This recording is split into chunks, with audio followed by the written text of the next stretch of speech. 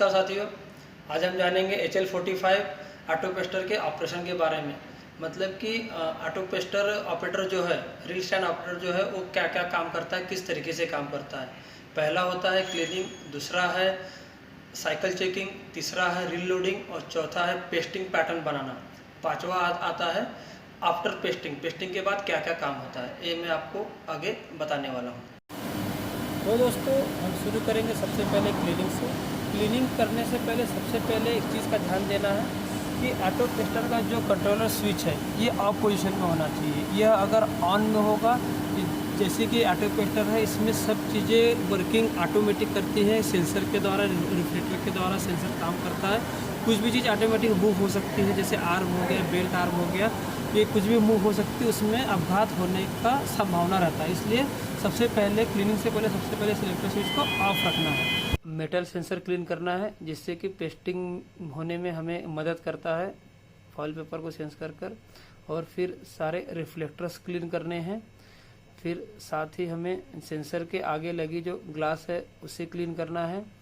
साथ ही साथ सभी लिमिट स्विच भी पोजीशन चेक करनी है, अटकी ना हो कहीं।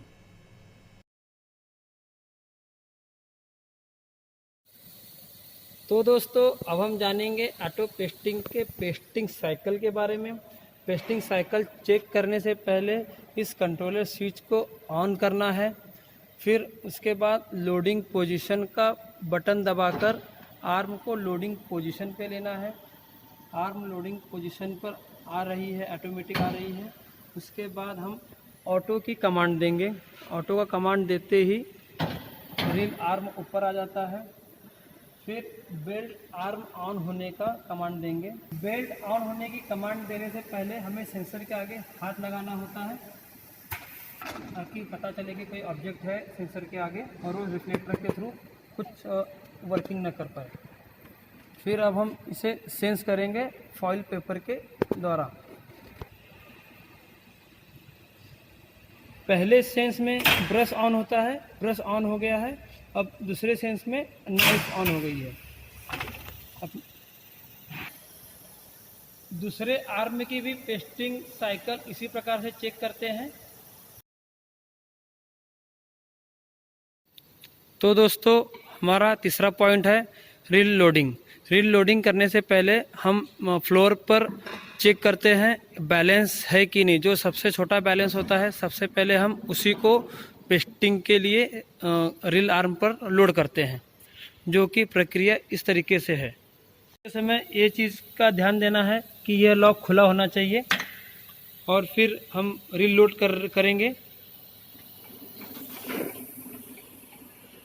रील लोड करते समय डिस्क साइड में एक आदमी खड़ा रहता है, ये देखने के लिए कि डिस्क जो है दोनों ब्रेक शू पैड के बीच में अच्छी तरह लोड हो रही है या नहीं। और नीचे लो,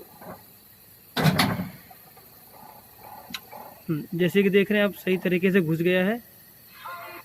और रील लोड होने के बाद यह सुनिश्चित करना है कि रील लॉक अपना लॉक हुआ है या नहीं सही तरीके से।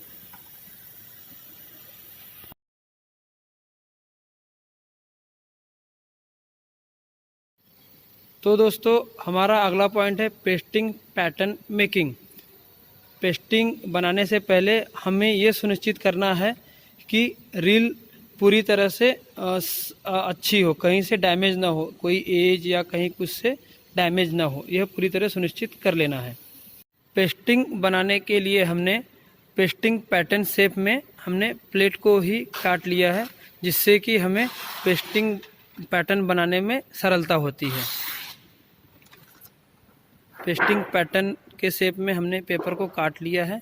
अब हम इस रील की एयर निकालेंगे, पूरी रील को 360 डिग्री में घुमाकर।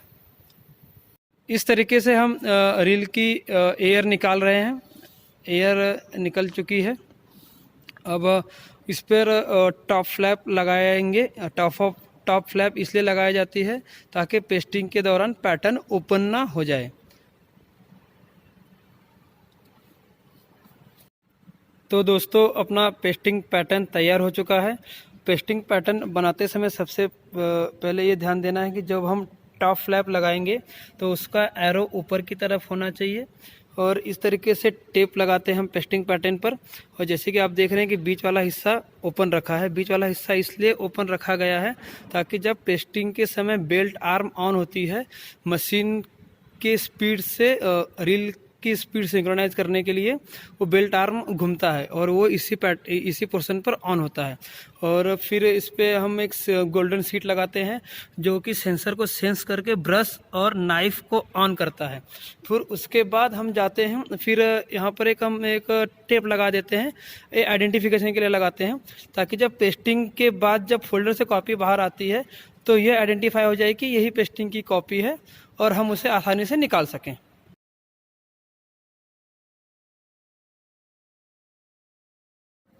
तो दोस्तों अब हमारा आखिरी पॉइंट है after pasting. After pasting pasting के बाद हमें यह सुनिश्चित करना है जो पेस्टिंग की कॉपी है वो हमने बाहर निकाल ली है। और बाहर निकालने के बाद हमको यह देखना है कि दोनों साइड की मार्जिन एक समान होना चाहिए। जैसे कि अगर एक तरफ 12 mm हो और दूसरी तरफ 8 mm हो तो हमें उसे 10-10 mm करना है। यह सुनिश्चित करने के बाद अगर अगर सेंटर आउट हो, कॉपी का सेंटर आउट हो, टावर का सेंटर आउट हो तो हमें साइड ले नहीं लेना है। साइड ले बस हमें साइड मार्जिन मैच करने के लिए ही साइड ले का यूज़ करना है। और अगर सेंटर आउट है तो हमें टावर पे दिए गए ब्लॉक का उपयोग करना है।